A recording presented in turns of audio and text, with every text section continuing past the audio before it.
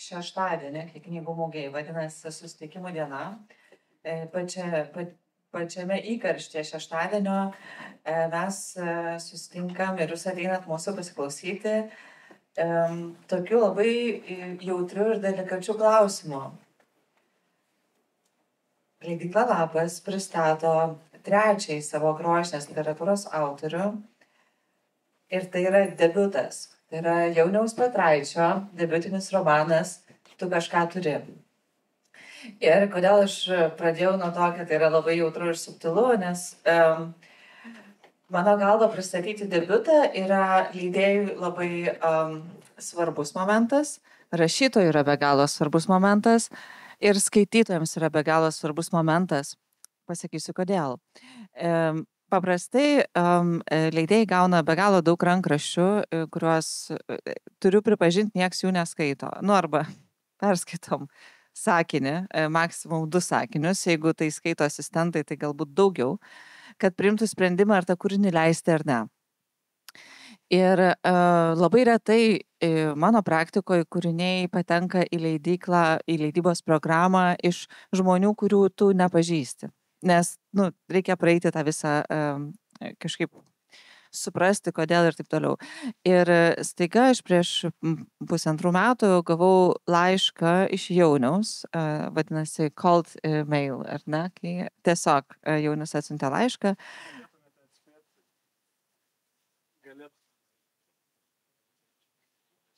Galėtumėte spėti ir atspėti, koks buvo subject line'as šito laiško. Tai šitos knygos pavadinimas.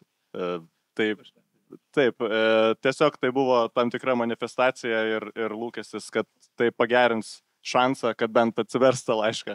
Ir atrodo padėjo.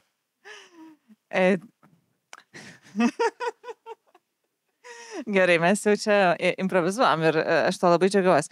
Bet padėjo, taip, pas laiškas, bet aš iš tikrųjų atsiverčiau patį rankraštį ir po pirmo sakinio norėjau skaityti antrą sakinį, po antro sakinio norėjau skaityti trečią sakinį, po trečią, ketvirtą ir aš perskaičiau romaną ganėtinai greitai. Tai nutinka labai labai retai ir tai nutinka tik tai su tais autoriais, kuriuos po to išleidžiame. Per 11 leidyklos Lapas metų autorių išleistų yra 3. Tai Gabija Grušaitė, Kastytis Sarnickas, kuris šiandien irgi kalbės, ir Jaunius Petraitis. Tai mano galva, kaip iš redakcinės leidybinės pusės, tai yra tikrai išskirtinis romanas, buvo išskirtinis rankraštis, kad man ir kolektyvui redakcijai pasirodė, kad šitas debiutas žmogaus, kurio mes nepažįstame, yra vertas būti išleistas. Ir debiutas dar kodėl yra svarbu, leidėjų jau truputį pasakiau, mes aišku nežinom, kaip priims visuomenė, bet manau, kad yra labai įdomu skaitytojui atrasti, kai dar niekas, dar nėra reviews, dar nėra kritikų įvertinimų, čia gerai ir blogai, pirmiems susipažinti su tuo tekstu ir turėti labai autentišką patyrimą ir vertinimą. Bet svarbiausia čia tai galbūt yra autoriaus debiutas. Ir aš labai noriu iš karto Jauniaus klausti apie, tai kodėl tu parašei knygą, kodėl tu norėjai parašyti knygą ir kaip tu jautiesi ją išleidęs ir pristatydamas knygų mugėje. Aš pats savo užduodu dar klausimą šiek tiek, ką aš čia veikiu šiuo metu, nes aš tai šiaip tiesiog norėjau būti tikras lietuvis ir savo antrąją gyvenimo pusę pradėti pastatydamas savo šeimai namą. Ir tai buvo labai labai praktiškas ir normalus sumanymas normaliam gyvenimui, bet viena bėda. Namą nusprendė statyti, kaip aš save pavadinčiau, statybininkas humanitaras. Tai čia yra tokia kategorija žmonių, kurie stato, bet nežino kaip statyti, nemoka statyti, bet vis tiek bando statyti. Ir tada viskas baigėsi knygų mugėse. Tai čia neblogiausia pabaiga turbūt statybų. Gal apskritai čia dar ne pabaiga. Tai labai džiaugiuosi tuo, nes iš pradžių, kai pradėjau rašyti, man atrodė, kad tai bus tiesiog anekdotinis keršto romanas mano rangovui ir nieko daugiau, bet baiginėdamas rašyti rankraštį, prisipildžiau dėkingumo ir jeigu mano rangovas kažkada per YouTube, nes jo čia, kiek matau, nėra, žiūrės šitą transliaciją, aš tiesiog noriu jam ir jo sugyventiniai padėkoti, nes tikrai kažką manyje jis pažadino ir turbūt reikėjo to spyrio ir taip atsirado Gyvenimo statybų romanas. Taip, tai man atrodo, kad tai yra labai drąsus romanas ir labai drąsus savo balsu, nes tu nerašai kaip kažkas, tai yra tiesiog romanas apie statybas, ar ne? Aš tokių šiaip nesu skaičius, mano galva, tokių praktinių, ar ne? Ir kur laviruoja tarp aukštosios literatūros ir labai praktinių, galima perskaityti kaip labai praktinį romaną. Man visai būtų smagu pozicionuoti šią knygą kaip pirmąjį Lietuvoje tikrą statybų romaną. Galbūt tai yra iš neapsiskaitimo, bet bent jau tai yra pirmas romanas statybų parašytas žmogaus, kuris nieko apie statybas nesupranta. Tai čia, manau, faktas. Aš norėčiau klausti Kastyčio, kadangi Kastytis turi patirties irgi. Su statybom. Papasakok. Na. Kaip turi patirties būti tuo debiutuojančiu autorium, kai turi karjerą, turi susikūręs karjerą kaip muzikantas, tave visi žino ir tu kažkodėl parašai romaną, mes jį nusprendėm išleisti ir tada, kur yra tas jautrumas, žinai, kai tu debiutuoji su savo kitokiam vaidmenį, yra romanas, kaip tu tada jautėjais ir kaip tu, skaitydamas jauniaus rankraštį, nes tu skaitai darbut rankraštį, kaip tu jį skaitai, kas tau buvo įdomu, kaip tu perskaitai šitą romaną? Aš apie tą, kaip aš jaučiausi, tai aš jaučiausi turbūt blogai, kai išleidom. Aš dabar dėl to įsivaizduoju, kaip jaunis jaučiasi. Bet tas blogumas tokia yra baimė savotiška, nes atrodo, tu paleidi kažką, apsinuogini ir dabar žmonės skaitys tai, ką tu nešiojasi galvoje ir ką užrašinėjai tenai, kažkokį ilgą laiko tarpą ir toks, ar supras, nesupras, ar pamils, nepamils tą knygą, tai tokia baimė turbūt persikėjo ir aš atsimenu bent jau savo pristatymą, tai vienu metu, kai tu kažkokį klausimą man uždavė, aš sakiau, Dieve mano, aš toks pavargęs, aš nenoriu nieko čia atsakinėti. Kažkokia va tokia būsena buvo. O kai tu atsiunti jauniaus romaną, aš pradėjau skaityti, bet mane dažnai persikėjo tas toksai jausmas ir būsena, bet kai tu skaitai, išleistas knygas ir taip toliau, aš tai priimu, aš visą laiką toks savikritikos labai pas mane būna, o Dieve, kaip jie gerai rašo, kaip jie gerai, o pas mane tai viskas prastai, tai va tu atsiunti jauniaus rankraštį, aš pradėjau skaityti ir galvoju, va čia knyga, kodėl man taip nesigauna, tokia pirma mintis buvo. Tai čia toks pagiriamas. O daugiau ką, tai įspūdis man labai patiko dėl to, kad bent jau ta pirmas skaitimas buvo labai daug trumpų istorijų, kurių kiekviena labai vežė ir labai buvo juokinga ir labai taikliai.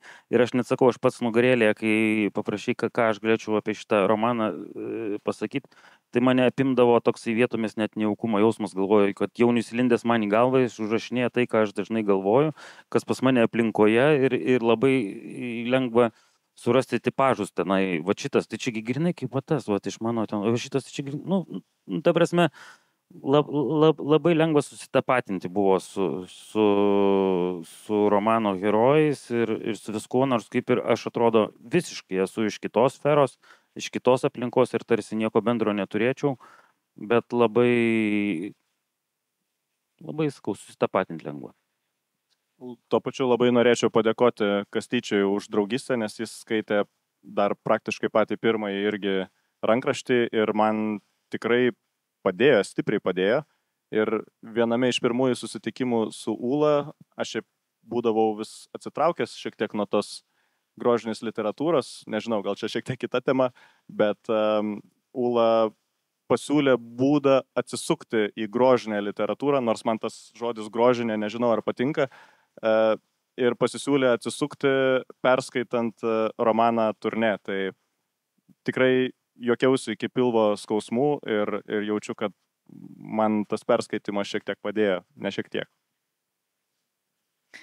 Aš dabar norėčiau klausti Donato Puslio, žurnalisto. Tau turbūt rankraščius skaityti tenka daug rečiau, ar ne? Negu, pavyzdžiui, man arba netgi Kastyčiui, kuris gauna vis nuolat kažkokių paskaityti rankraščių iš dažnai. Bet už tai koks džiaugsmas, nueini, atsiprintinį, aš va tokią skaičiau. Nes galvoju, nu ką, kompiuterį, nu ne faina. Tai aš mokykloje vietoj užduočių spausdinimo, nes mano čia kita profesija, šalia žurnalistikos yra mokytojavimas. Tai aš mokyklos printerį panaudojau, atsiprintinau ir per visus langus, per visas pertraukas, tada vakare sėdėjau, skaičiau, braukiausi, kai kur ten visokių smailų, šipsenėlių prisižymėjau, kur man ten labai patiko kažkokie tai intarpai. Tai Donatai, koks buvo tavo pirmas įspūdis rankraščio, apie kurį dar niekas nekalbėjo? Labai geras. Iš tikrųjų, visų pirma, tai man buvo labai džiugu, kad Jaunius parašė knygą. Ir kadangi aš Jaunių iš seniau pažinojau, mes abu Vilniaus universiteto tarptautinių santykių ir politikos mokslų institute studijavom, ten tarp mūsų metų skirtumas buvo, bet mes dar ten priklausom kažkokiam tokiam dešiniosios minties klubui.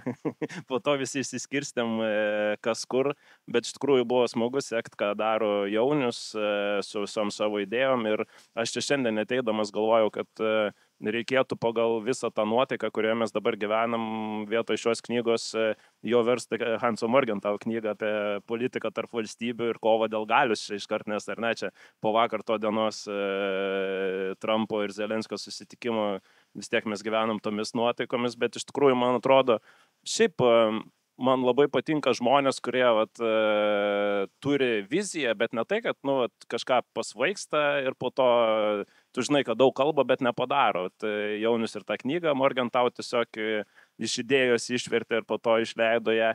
Ir va čia šitas romanas. Ir iš tikrųjų, man labai patiko humoro jausmas, ta ironija. Ir iš tikrųjų tai rodo net tam tikrą, net sakyčiau, mūsų kaip visuomenės veikimo etapą ir ką aš turiu minty, kad jeigu anksčiau ten kokiais 90-aisiais, kai žiūrėdai visus tos anekdotų dešimtukus ar panašiai, taip gal tada juokinga būdavo, bet tada pagalvojomės dažniausiai juokdavomės iš kito.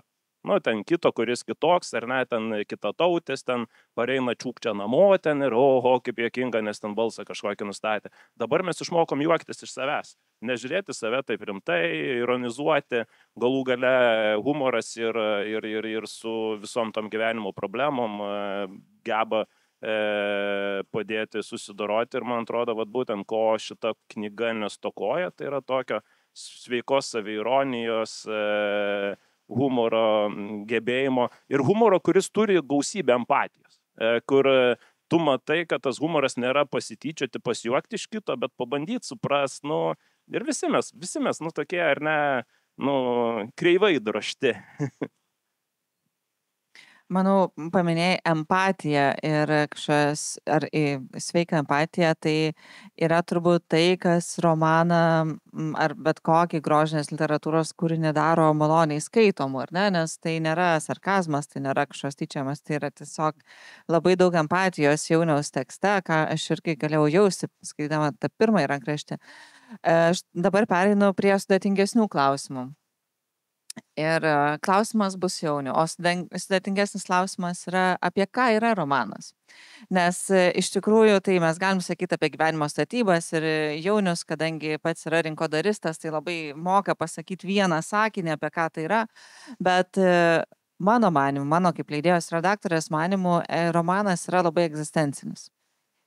Tai ir apie tai mes galėsim praplėtoti, bet noriu klausti Jauniaus, kaip tu ne vienu sakiniu pasakytum, apie ką yra romanas, apie ką tu įrašei? Geriau ir vienu sakiniu. Šiaip tikrai pradžioje galvojau, kad tai bus vienmatis anekdotas apie namo statybas, nes tikrai buvo ką papasakoti ir kartais ta tikrovė yra kur kas įdomesnė už dalykus, kurie gimsta žmogaus vaizduotėje. Tik paskui tie herojai pradėjo jie manęs neklausyti, jie pradėjo kelti kitus klausimus, pavyzdžiui, ne tik kaip statyti namą, bet ir kaip statyti gyvenimą, kaip stato vyrai, kodėl galbūt moteris kitaip stato, kodėl nei vienam nepavyksta išvengti statybų broko, ar mes statytume namą, ar mes statytume gyvenimą. Ir tie skirtingi herojai mano knygoje pasirenka labai skirtingus atsakymus į klausimą, kaip statyti gyvenimą, o man beliko parodyti, iki kokių tragikomiškų pasiekmių tie atsakymai nuveda. Tai šiaip man patinka, kad Ūla paminėjo žodį egzistencializmas, tai tas buitinis realizmas su egzistencinėmis temomis šioje knygoje ir yra surišti. Man visai patinka, kad koja kojon žengia. Vienoj pusėje turime naivumo, o kitoj pusėje galbūt turime didelės ir svarbės temas, prie kurių ir klausimus, kurių žmogus tarsi negali nekelti, nes mes esame tokios būtybės, kurios kelia klausimus. Ir galbūt pagrindiniam knygos herojui atrodė, kad į visus gyvenimo klausimus atsakys būtent namo statybos, nes dažnai lietuviai ir renkasi namą kaip atsakymą į savo tuos egzistencinius klausimus. Jie galvoja, kad kai bus terasa, kai bus kamado bono ir ten bus kepami burgeriai, klausimų gyvenime ir neliks. Bet ar taip ir įvyksta, kviečiu paskaityti ir išsiaiškinti. Kastyti, tavo romanai ir Turnė, ir Voyage irgi man čia turi labai daug panašumo ir su Jauniaus kūryba, nes jie visų pirma visiems atrodo, kad yra kažkoks bairis apie nuolat geriančius muzikantus, ar ne? Bet ten yra visai daug daugiau. Tai yra egzistencija, tai yra keliami klausimai, čia gal tiesiog banaliau pasakysiu, bet apie gyvenimo prasme, kuriuos galima pamatyti, kai įsiskaitai giliau. Ir tai aš tavęs noriu klausti, kaip tu matai, apie ką yra romanas, tu kažką turi ir kokios tau jo temos galbūt labiausiai rezonuoja ar labiausiai įdomios pasirodė temos ar istorijos iš to romano. Nes istorijų čia yra papasakota labai daug. Čia labai daug, bet aš galvoju, kas man labiausiai patiko ir kas man patiko, tai mes labai daug apie statybą šnekam, bet ten yra labai daug linijų ir kiekviena turi tam tikrą gyvenimo absurdiškumą kažkokį, aš gal pavadinčiau, man tas buvo žaviausia, nes, man patinka galbūt ir skaitant, ir žiūrint filmus, kada lyg ir nelogiškose situacijose, bet tenai tiek daug yra logikos ir taip yra iš tikrųjų gyvenime. Ir aš kai kada pagalvoju, labai sunku kalbėti apie knygą, nepasakant konkrečių situacijų ir su žmonėmis, kurių jie neskaitė. Bet, pavyzdžiui, aš galvoju, skaitydamas, kaip aš sakau, kad labai dažnai atrandi tos tiesos. Aš mokiausi Vilniaus konservatorijoje ir mes daug kalbėdavom apie meną, buvom tokie, bet mano draugas tuomet, kaip pasakyti, iš tikrųjų, draugas, kuris dirba metalo pramonėje, lankstymų skarda užsiima, jisai dirbdavo tuo pačiu ir Sargo operos ir baleto teatre ir mes diskutuodavom labai daug apie meną. Tokios, aš sakau, gyvenimo absurdiškumas, kur kai kada, tai knygoje labai dažnai man sutinku pas tave ir Sargas, kuris acto fabrike praleidęs visą gyvenimą, bet jisai cituoja Nyčę ir rašo knygą. Man tokie, tos sudėtinės dalys labai tokios labai įdomios arba šitų sekso reikmenų kaip šitą programėlių kūrimas toksai, kur, nenoriu nupasakot, bet žmonės, kurie skaitys knygą, tai man atrodo, jie ras tenai tiek daug gražaus tokio gyvenimo absurdo, kad iki negaliu, tai man tas buvo labiausiai patiko, turbūt ir labiausiai buvo žavu. Neskaitant to, kad pati istorija tai be abejo yra labai jautri ir labai galima atrasti savo aplinkoje žmonių ir artimųjų, gal net, kurie yra ir vienoje barikadų pusėje, buvo ir statytojų pusėje, ir lygiai taip pat buvę ir toj, kurie statė tą namą. Tai jautriai ganėtinai priimi ir tas siužetinės linijas. Donatai, aš tik noriu pasakyti, kad kai mes kalbam apie literatūrą, kuri yra kompleksiška, tai klausimas, apie ką yra romanas, per pirmąjį pristatymą keliamės visada, ar ne, nes tai nėra akivaizdu. Tai Donatai, aš kartoju su trečią kartą, apie ką tau buvo šitas romanas, kai tu jį perskaitai, kai būtum pasakęs vienu ar daugiau žodžių?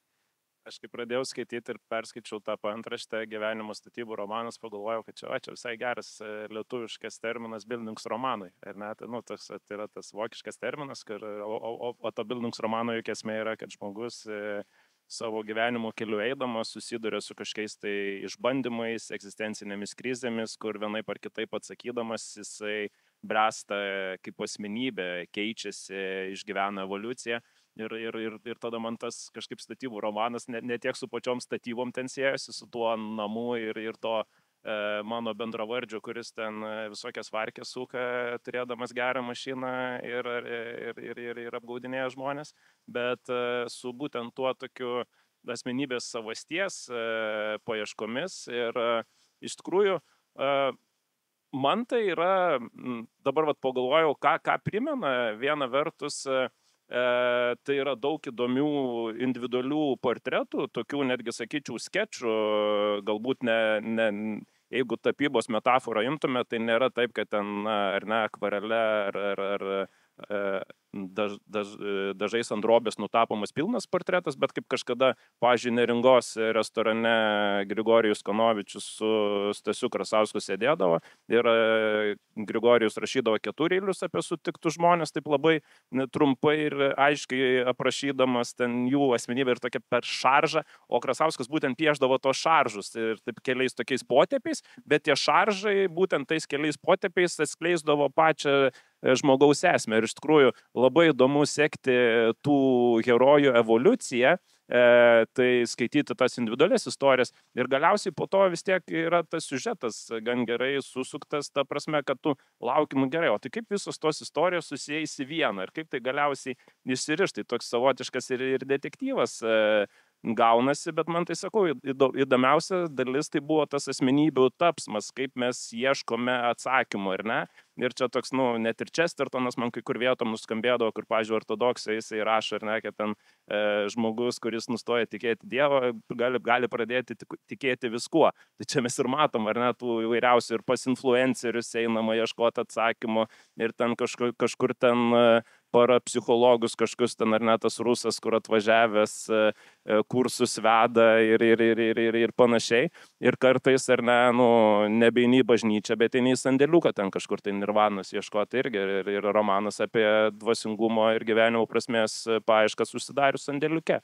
Bet tik tai pasikartosiu, vėlgi, tai yra toksai, kūrinys, kuris iš tikrųjų su ironija, su humoru paskatina reflektuoti patį save ir iš tikrųjų kiek irgi aš kokių ten kvailyšių esu kažkur padaręs, ar ne, ir nežiūrėti save kaip kažkokį tai rimtą, nes man irgi čia kas dar atrodė labai svarbu, nes visi herojai taip tarsi bando išoriai kažką tai parodyti, kad aš kažką turiu, ar ne, vertinkit mane. Ir iš tikrųjų irgi tada kelia klausimą, kiek mūsų gyvenimuose yra to vektoriaus išorė, kur aš kažką įrodinėju, nuolatos turiu pagrysti save, siekiu kažkokio statuso, dalyvauju lenktynėse. Ir kiek iš tikrųjų aš savo esu nuoširdžiai atsakęs į klausimą, o kas toj mano kasdienybėj teikia man tą prasme, kad man tiesiog gera būti čia ir dabar. Labai gera užčiapė momentą, kad visi personažai kažko ieško išoriai, bet yra vienas, kuris ieško viduj. Yra statybininkas, trinkelių klojėjas Klaidas. Tai čia, kai galim šnekėti apie personažus, tai mano mylimiausias galbūt personažas yra plytelių... Rusliko. Ruslikas buvo plytelių Klaido porininkas. Ir mano manymu, tu kažką turi, yra romanas, kuris tokių kaleidoskopų principų daro labai gerą pjūvį mūsų šiandieninėje visuomenėje. Ir būtent tai, kad Jaunius pasirinko pasako tarsi vieną istoriją, tai pagrindinė istorija yra, kad marketingistas, 33 metų marketingistas, nusprendžia pasistatyti namą ir jis pradžioj jį nusprendžia pasistatyti ir pabaigoje tas namas jau yra. Ne, tai yra tokia klasikinė arka nuo pradžios iki pabaigos. Mes turim gyvenimą, romaną apie namo statybas. Bet tada yra romanas iš tikrųjų apie gyvenimo statybas. Ir tame gyvenime yra labai daug skirtingų personažų su jų istorijomis, kurios, kaip jau čia ir sakė ir Kastytis, ir Donatas, papildo tą patį pagrindinį naratyvą. tą namo statymą. Ir ten atsiradę veikėjai, tai aš jau išpažinau, kad mano mylimiausias veikėjas yra plytelių klojėjas Klaidas, kuris iš tikrųjų tai nieko neieško išorėje, jis visko ieško viduj, kas tai irgi tampa tam tikra problema jam ir galimai aplinkiniams. Bet aš skaitydama dar tada rankraštį ir, tikrai įsimylėjus tą Klaidą, galvojau, kaip yra genialu parašyti, aprašyti ir sukurti tokį personažą, kuris yra trinkelių klojėjas. Ir man atrodo, kad tai įžvalga jauniaus rašant, kuriant tą personažą, tai nebuvo tiesiog kur tatinis statybas, čia kažkas, žodžiu, kloja plyteles, ten išsirėki, nes visą laiką blogai, ten turbūt ką nors daro. Bet tai yra bandymas pamatyti žmogaus vidaus, nepaisant to, ką jis daro išorėje. Tai aš noriu klausti jauniau, kaip tie personažai, aš suprantu, kad tu su visais turėjai kažkokį emocinį santykį, ar ne, tai norėjau užpykti ir dėl to parašyti romaną rangovo, bet o kaip gimė Klaidas, kaip gimė toks jautrus personažas toje socialiniai kategorijai, kur literatūroje jautriu labai dažnai būna pavaizduojama? Aš gal, kaip jau ir užsiminiau, neturiu kažkokios nuostabios vaizduotės, tiesiog turiu akis ir klausą ir užtenka stebėti tuos žmonės aplink save ir jie tiesiog patys pasirodo. Ir iš Ūlos išgirdau žodį, kaip man pavyko sukurti Klaidą, bet galima kelti kitą klausimą, ar jis iš tikrųjų yra sukurtas, o gal jis yra tikras. Ir man atrodo, čia ir yra pagrindinė sąlyga personažo įtaigumui. Tai yra, ar tu galėtum patikėti, kad tai yra tikras personažas, ar visiems iš karto aišku, kad tu jį pagal kažkokį, kur būna sujungt taškus, pagal skaičiukus padarei kažkokį trafaretinį. Tai kažkaip viliuosi, kad gal stiprioji knygos pusė, jeigu jį tų pusių stiprių turi, galėtų būti ta, kad dauguma personažų jie ateina ne iš kokių nors ten kitų knygų skaitimo, o iš to, kas čia ir dabar mūsų kasdienybėje vyksta ir kokius žmonės mes sutinkame. Tu paminėjai tikrą ar sukurtą, ar ne, šitą skirti. Kiek tau... Galiu pertraukti. Man atrodo, žmogus, kaip tu sakai, vaizduotės neturi. Stipriu. Tokių dalykų negali sukurti. Ten labai yra gerų ir personažų, ir ne tik personažų. Arba tiesiog puikus stebėtojas, ar ne? Tai apie tą faktų ir fikcijos santykį aš tavęs noriu paklausti. Tu mums dabar deklaruoji, kad tu viską tik tai užrašai, ką stebi. Ar tikrai jauniau? Aš nepasakysiu, kas šiame romane yra išgalvota, o kas yra tikra. Šiaip tik tie dalykai, kurie gali romane pasirodyti kaip išgalvoti, jie iš tikrųjų gali būti tikri, tai tą noriu įspėti. O šalia galbūt pridurčiau, kad kartais tie dalykai, kuriuos tu įvardintum kaip sugalvotus, kurie atėję galbūt yra iš tavo galvos, tam tikra prasme jie kartais gali būti tikresni už viską, kas mūsų realybėje vyksta. Tai tos drąsios labai perskyros tarp to, kas tikra ir netikra, nedaryčiau. Mintis irgi gali būti labai tikra, net jei ji yra tik tavo galvoje kol kas. Čia šiaip yra labai fundamentalus klausimas, kalbant apie grožinę literatūrą. Ir žinau, kad Kastytis, rašydamas savo romanus, tą klausimą nuolat savo kelia, ar ne? Kiek čia galvos, kad apie tave parašyta, kiek kas nors ten kažko negali rašyti, nes mama perskaitys ir taip toliau. Tai mes su Kastyčiu esame apie tai labai daug kalbėję. Tai Kastyti, kaip tu, skaitydamas jauniaus rankraštį, pats būdamas rašytojas, spręsdamas to pačius klausimas, ar čia tikra, netikra, kiek tu gali tikrų faktų rašyti, kiek tu jas reikia perskaityti, kaip tu pajutei tą tikrovės plotmę romane, tu kažką turi?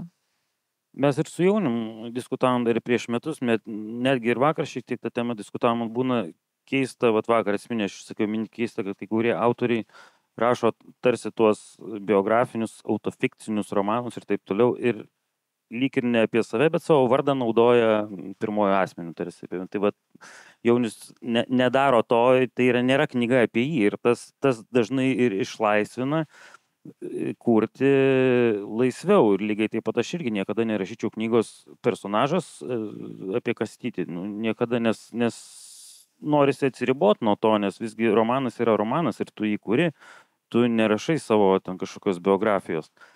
Bet mes diskutavom su Jaunium ir būtent dėl to yra tam tikros temos tarsi neliestos, kurių šiaip logiškai, kaip priskaitant, atrodytų, o kodėl ten tokia reakcija ir tokia reakcija, bet Jaunius irgi tą lygiai kaip aš panašiai tam tikrų temų tai nėra trūkumas, tai visiškai netrūksta to, bet apie tai nekalba. Tai lygiai taip pat aš irgi negaliu savo knygose tam tikromis temomis kalbėti, nors kaip ir atrodo, kad tai yra išgalvota, bet kaip ir sakau, nes skaitytojas, artimas skaitytojas gali jį skaudinti mano kažkokios išsakytos mintys, atrodo. Tai aš stengiuosi, aišku, nuo to kažkiek išsilaisvinti ir apie tai negalvoti, bet man atrodo, tu lygiai tą pačią problemą turi. Nenori irgi tam tikrų žmonių skaudinti, pavadinkim taip, dėl to apie tai tu nekalbi. Aš šiaip, kai rašiau šitą knygą, savo nusprendžiau, kad apie pasiekmes aš per daug negalvosiu, tiesiog pasileisiu, pasitikėsiu procesu ir pasistengsiu pasimėgauti. Jeigu būčiau iš anksto galvojęs, kaip, kas, ką perskaitys, pagalvos ar sukritikuos, be šito yra neįmanoma, tai aš turbūt būčiau pabrukęs uodegą ir tikrai daręs praktiškesnius dalykus, nusipirkęs didesnį Kamado boną ir iškepęs daugiau burgerių, bet pats procesas tiesiog patiko. Kita vertus, labai labai tikiuosi, kad nebus šitas reikalas perskaitytas kaip bandymas kalbėti vien apie save, nes nei man pačiam būtų įdomu, jeigu visas romanas būtų tiesiog apie mane, nei skaitytojai. Tas didžiausias yra lūkestis, kad tarp skirtingų personažų, jų yra tikrai nemažai šioje knygoje, bent dalelę savęs kažkur atras ir skaitytojas. Aš turiu netgi tokią teoriją. Man atrodo, kad beveik kiekvienas žmogus, galima būtų pasakyti, kad jis dreifuoja pamažu link vieno ar kito herojaus apibūdinto šioje knygoje. Ir būtų visai smagu, jei beskaitydami šitą romaną sužaistumėte šitą žaidimą ir pagalvotumėte, kurio herojaus jūsų širdise ar mintise yra daugiausiai, kuris yra herojus galbūt labiausiai apie jūs. Donatai, klausimas tau, kaip skaitytojų, nesusijusiam. Kuris herojus labiausia yra apie tave? Per sunkus klausimas, aš gal Ruslikas. Manęs ten nieks su lasda ar su pagaliu nedaužė per galvą, bet ne, iš tikrųjų čia gal toksai ir sukilo tie visi prisiminimai ir apie gimtąjį Panevėžį, kur iš tikrųjų daug tokių herojų teko pažinoti, matyti. Ir čia iš tikrųjų irgi, man atrodo, tada tas Jauniaus gebėjimas, kaip visai ne dėl to, kad jis ten vaizduotės neturėtų ar panašiai, vis tiek, kad ir kaip tu tikrovę stebėtum, jeigu tu neturi vaizduotės, tu nesugebėsi jos aprašyti. Ir bus tas toks, ar ne, mačiau žmogų, jis dabar eina. Ir viskas, tai čia toks ir bus tas aprašymas, bet kai yra tokia knyga Filosofija pėsčiomis ir ten Nyčės tokie labai geri žodžiai yra, kur sako, nepasitikėkit nei viena filosofinė knyga, kuri parašyta sėdint kažkur apdulkėjusiuose bibliotekose ir tiesiog kraunanti galvą kitų parašytas knygas ir atrajojant svetimas mintis. Tikėkite tą filosofiją, kuri parašyta vaikštant gamtoje, sutinkant kitą. Tai čia, man atrodo, irgi dėl to Jauniaus knyga ir yra įtikinama, kad tai yra iš gyvenimo pažinimo kilusi, tai Man iš tikrųjų taip, man tie Ruslikas su Klaidu yra du artimiausi vien dėl to, kad jie, kad ir kaip bebūtų su visom savo keistenybėm, kvailybėm ir panašiai, bet jie yra tokie tikriausi žmonės, kurie tvirtai stovi ant žemės. Kastyti, ar tu turi savo mėgstamiausią personažą? Aš gal nesakysiu mėgstamiausią, bet su kuriuo lengviausia, tai be abejo, aš nesikartosiu, trinkelininkas tai yra kažkas. Bet man labai lengva buvo sutapatinti ir su pagrindiniu, netgi pagrindiniu Gojum, kuris ir stato tą namą. Nes aš pagalvojau kažkaip, kad Ūla, gal tu renkiesi autorius pagal tai. Nes mes turbūt su Jaunim turim tam tikro panašumo. Mes tokie, kurie nemokam pasakyti nežinom.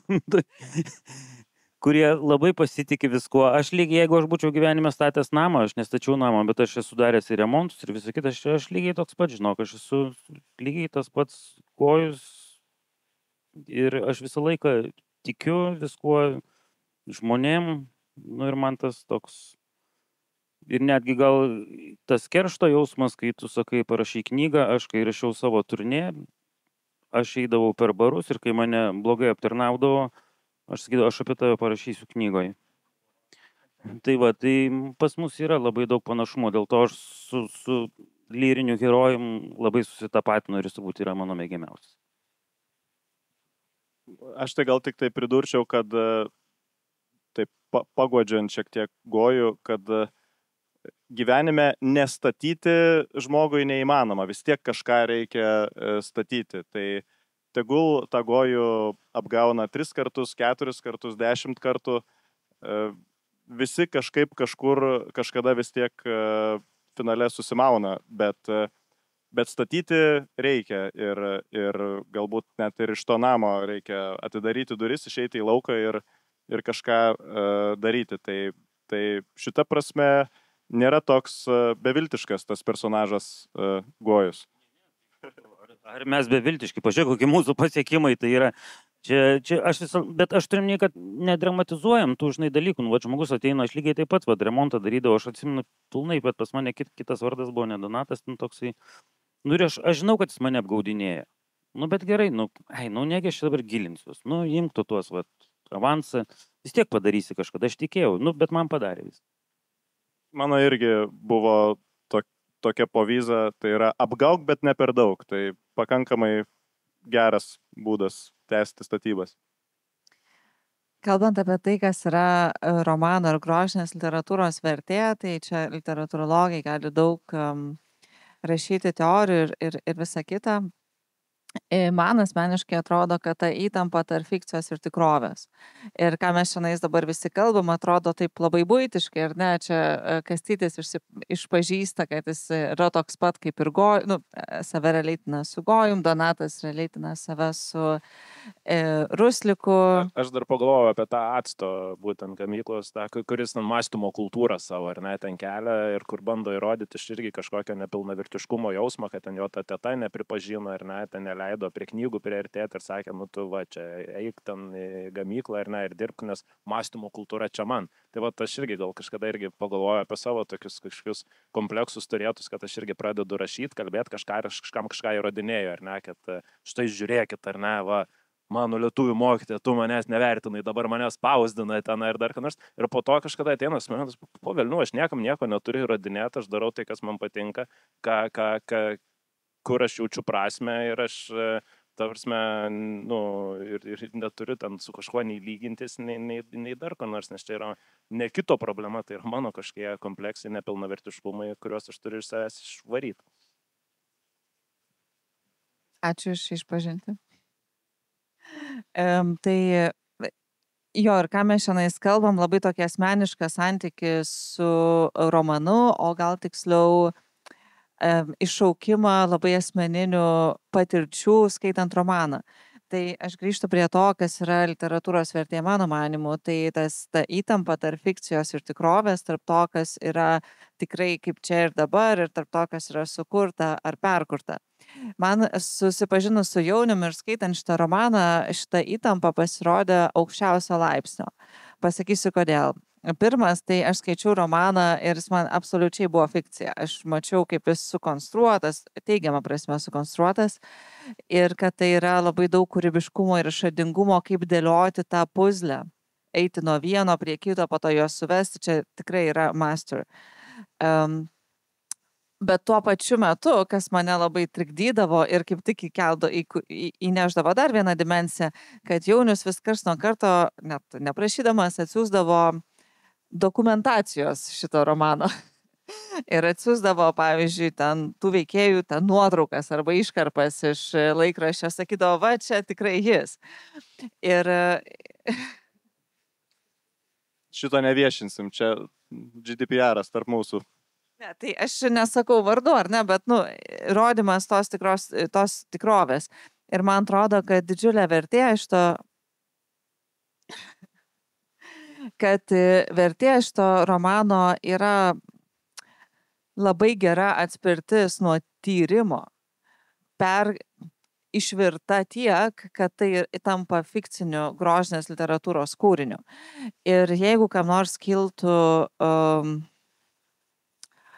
dėl to klausimų, aš manau, kad pati romano pradžia, vadinasi Slenkstis, tai yra iš Gojaus Krivonio dienoraščio, yra puikus įvadas 3 puslapių į romaną, nes jis sukoncentruotai atspindi labai gerai šitą 33 ar kaip čia pasakyti, 30-mečių kartą, kuri savęs iš tikrųjų labai ieško ir nežino būdų, kaip su kuo elgtis, bet žino, kad tikrai nori gero gyvenimo. Ir čia, pavyzdžiui, gero gyvenimo atspindžiai, tai yra, kad mes rytais valgom grikių košę su garintais pomidorais, ten per kalėdas linksime su tėvais ir kaimynais, visą kitą laiką kažko irgi užsiemam. Ir toks atrodo labai geras koncentratas šiandieninės visuomenės tam tikros sluoksnio įsivaizdavimas, kas yra tas geras gyvenimas ir kartu koncentratas to, kai supranti, kad tas geras gyvenimas galbūt netenkina ir kad kažko tai nori ieškoti.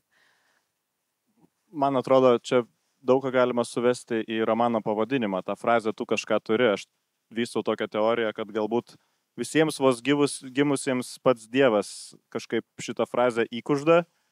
Ir tada atsilušia tas Dievas ir stebi, ką mes su šita fraze darysime. Ir mes visi kaip pakvaišę to kažko savyje ar pasaulyje ieškome labai skirtingais būdais ir vis kažkaip nerandame ir renkame tuos skirtingus atsakymus. Vieni ieško statydami namą, kiti ieško kaldami lengvas šaibas statybose, treti galbūt ieško to kažko bandydami arba galvodami, kad jie keičia pasaulį ir gali tą pasaulį pakeisti, ketvirti užsidarę sandėliuke medituodami, bet visi iki galo nepatenkinti ir to kažko visiems trūksta. Tai čia toks labai geras mums iš viršaus numestas pokštas galvosūkis, kurį mes visą gyvenimą ir sprendžiam. Ačiū labai, Jauniau, kad priėjai prie romano pavadinimo, nes aš jo irgi norėjau užbaigti ir man atrodo, jis yra labai geras raktas skaityti romaną ir dar noriu pasiūlyti tokį gal kitą supratimą šito pavadinimo ir kitaip jį kontekstualizuoti, kad mes, kai kalbam apie aukštąją literatūrą, grožinę literatūrą, apdovanotą ir kas yra vertinga ir taip toliau vertinama literatūros kritikų, mes dažnai kalbam tokiame uždarame kultūros lauke ir aš pati esu iš jo.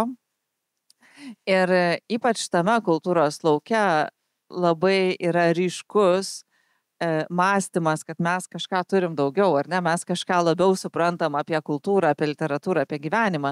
Tai aš ir savikritiškai tą sakau. Tai ir man šito romano, šito pavadinimo ir apie tai, kas yra turinys, visas šitas paketas labai paskatina kvestionuoti mano pačios gal egzistencija kultūriniai terpė, ar ne, nes mes irgi leidžiam knygas, redaguojam knygas, atrodo, kad mes turim kažką, ar ne, kažką, kas leidžia spręsti apie kitus ir staiga skaitai romaną, kur yra plytelių klojas ir valytoja ir sargas ir visi, ar ne, ir supranti visą tą spektrą, kaip mums visiems norisi kažką turėti, būti to išskirtinumo. Tai aš gal jau norėčiau eiti į pabaigą, nes mes galim šnekėti daug apie romaną ir jo santykį su realybė ir tikrove.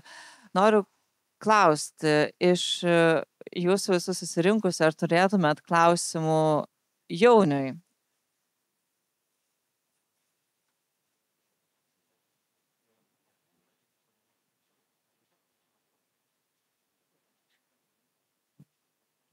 Toks dvigubas klausimas, tai ten išgalvoti ar neišgalvoti veikėjai, bet klausimas, ar jeigu buvo įkvėpėjų, ar jau teko jiems nusiųsti romaną paskaityti. Ir antras klausimas, gal jau buvo atsiliepimų iš jų. Pagrindiniams animoms dar nesiunčiau šio romano, bet žmonių įsipynusių ir dalyvavusių šioje istorijoje keletas žmonių jau matė rankraštį ir atrodo, kad nenusivylė.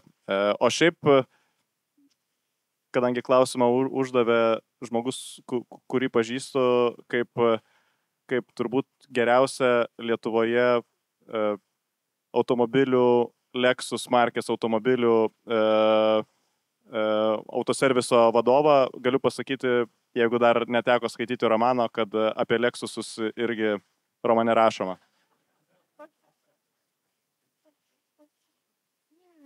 Gal dar turėtume provokuojančių klausimų debiutuojančiam autoriui?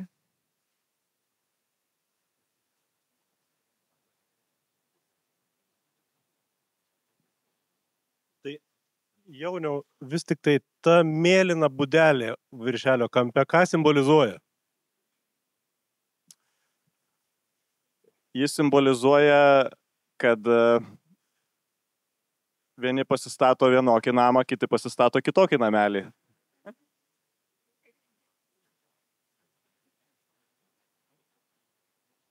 Beje, dėl šitos būdelės buvo ilgos diskusijos su dizaineriu ir Jauniui pavyko apginti.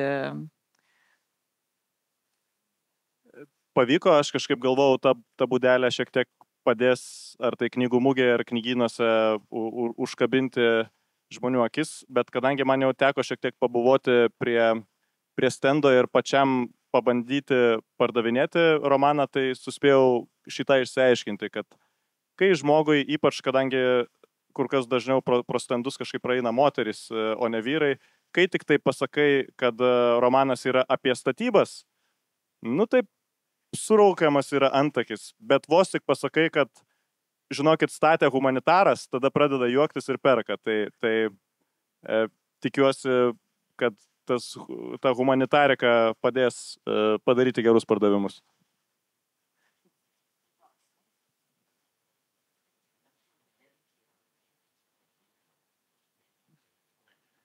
Jauniau, labai džiaugiuosi visų pirma, kad čia esu. Tikrai suintrigavai labai stipriai ir su nekantrumu norėsiu perskaityti tai, ką tu sukūrei, ką įdėjai į tai. Mano klausimas būtų, tu kalbėjai ir apskritai čia buvo šiandien nemažai kalbėta apie egzistencializmą. Mano klausimas, kaip tu pats parašęs šitą knygą, kurios, aišku, kaip suprantu, net ir neplanavai niekada išleisti, tiesiog jinai gimė. Kaip tu pats dabar jautiesi, ar atsakė savo į egzistencinius klausimus, į tam tikrus, arba į esminį savo, man tai būtų tikrai labai įdomu išgirsti. Nebūtina sakyti, koks tas egzistencinis klausimas, bet tiesiog kaip tu jautiesi, ar šitas romanas tau pačiam padėjo atsakyti į tai, ką tau, kaip tu paminėjai, pakuždėjo Dievas. Man atrodo, kad kol tokie gyvi esame, tai tol tų galutinių atsakymų ir nuosprendžių nebūna, tai yra kelionė.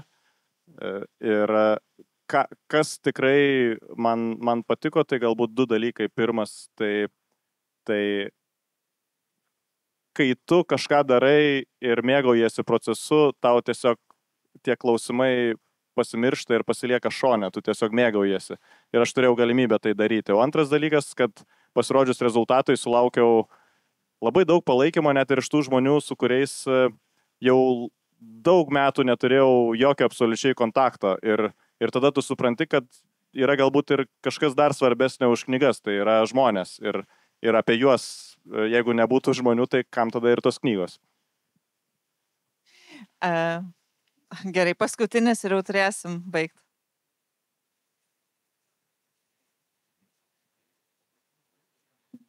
Tai Jauniau, parašius knygą, dabar tu to kažko turi daugiau, ar daugiau turi alkio kažkam? Kol kas laikau knygą ir visiems džiaugdamasi sakau, kad aš kažką parašiau ir jūs kažką paskaitykit. Ačiū.